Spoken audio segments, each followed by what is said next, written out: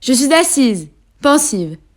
Je réfléchis un peu, beaucoup, passionnément, à la folie, à tout. Je réfléchis quant au monde, aux problèmes, aux mystères de la société. En effet, ce soir, je m'assois. Je n'ai pas mal aux jambes, pas les chevilles gonflées, ni froid aux yeux de vous dire que j'ai un point commun avec de grandes personnes. Oui, Denis Diderot, Karl Marx ou encore Victor Hugo. Ils étaient assis.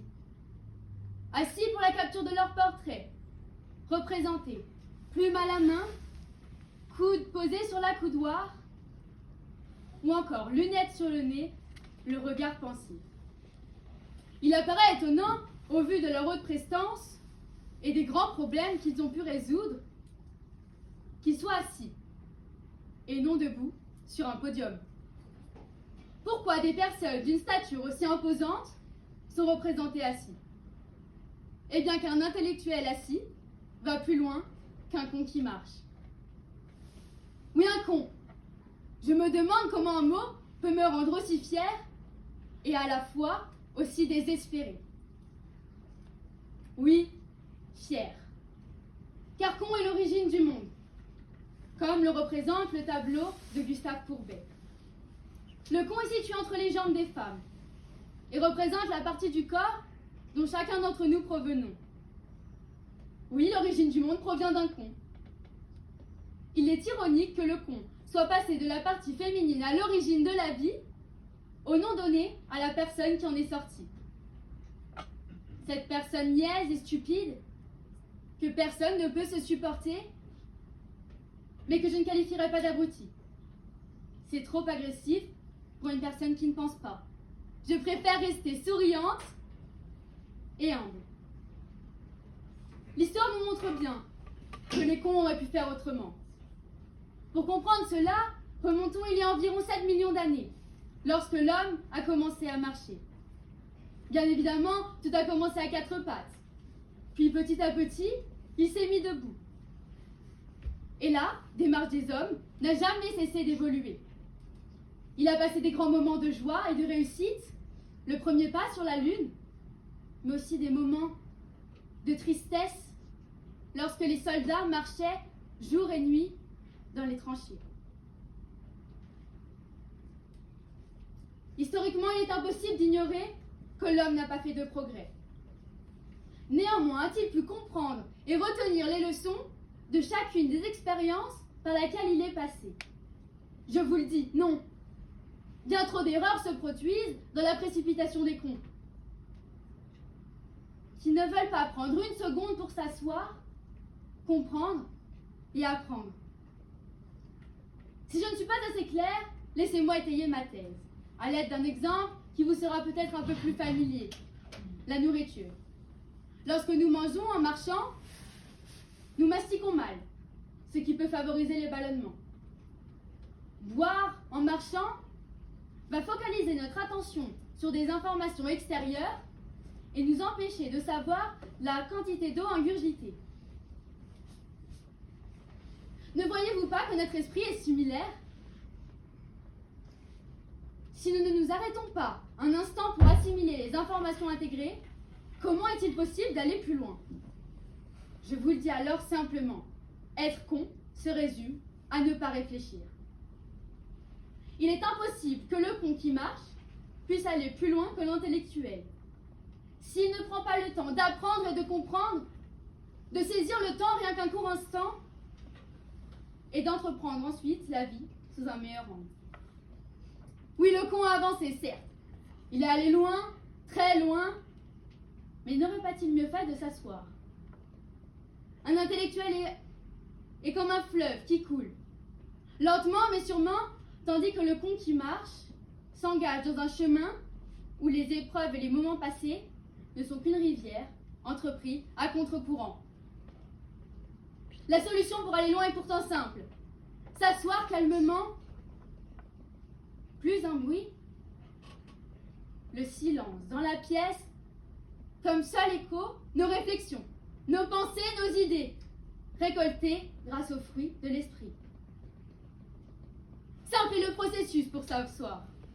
Alors comment est-il possible qu'un con sorti d'un conte, qui a élaboré de grandes choses, puisse être au fond une personne niaise et stupide, dont l'esprit possède une faible activité, car il n'est pas capable de s'arrêter quelques instants pour faire fructifier son expérience. L'homme est mené par le vent, et non par son intelligence et sa réflexion. Il est bonnet, imbécile, idiot. Il marche dans la direction imposée par la société, brandissant des expériences tel un bouquet de fleurs qu'il va laisser faner ou qu'il va consumer pétale par pétale. Tandis que l'homme sage, dont la décision fut de s'asseoir, va grâce à sa curiosité, sa patience, son ouverture d'esprit, faire grandir les fleurs que la vie lui donne, pour en faire un bouquet dont il conservera chaque pétale pour en faire un bouquet éternel. Le con veut toujours plus. Il ne peut pas apprécier ce qu'il possède s'il ne se rend pas déjà compte de ce qu'il a. À force de vouloir marcher sur la lune, il se perd dans l'immensité de l'univers, à courir pour un rêve qu'il n'atteindra pas. La marge derrière le bonheur est infinie. Alors c'est pour cela qu'il faut apprécier les éléments déjà récoltés, tels que les rires, les moments de joie, les moments de réussite, afin de les repasser encore et encore dans notre hippocampe, cette partie de notre cerveau qui conserve les souvenirs à long terme. Le con ne va pas aller loin et va s'y ajouter un long périple dans lequel il ne sera jamais comblé. Tandis que l'intellectuel, enfin, moi, je suis heureuse, je suis reconnaissante des moments passés qui m'ont forgé, mais je dois me confesser. Bien que je fasse partie du SCS, le club S'asseoir c'est savoir, ma capacité à être une grande intellectuelle m'oblige à rester humble.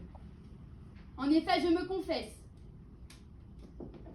j'ai été con. J'ai marché, sans même apprécier ce que la vie me donnait déjà. J'ai cherché à avoir plus d'amis, plus qu'une mention bien, à courir un semi-marathon, alors que je ne suis pas capable de monter les 3 étages de mon université sans être essoufflée. Mais ma différence avec le con est là. J'ai eu l'intelligence de m'asseoir et de rassembler mes émotions, mes expériences, de creuser et de trouver le bonheur.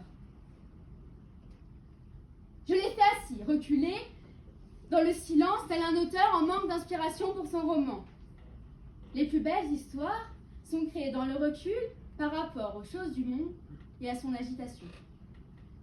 Prendre du recul sur les éléments qui chahutent dans notre tête pour les séparer et les mettre au clair.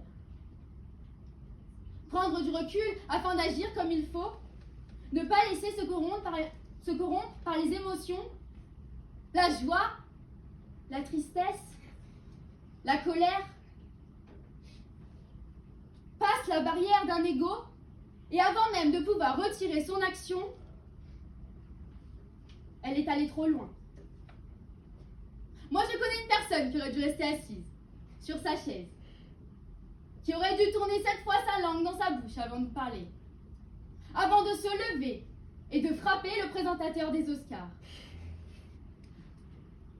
Will Smith, si tu m'entends, reste assis. Certes, il a osé. Mais oser ne permet pas toujours d'aller loin. Face aux grandes compétences et somptueuses éloquences de mes adversaires ce soir, j'ai tout à craindre. Simplement, moi, je suis assise.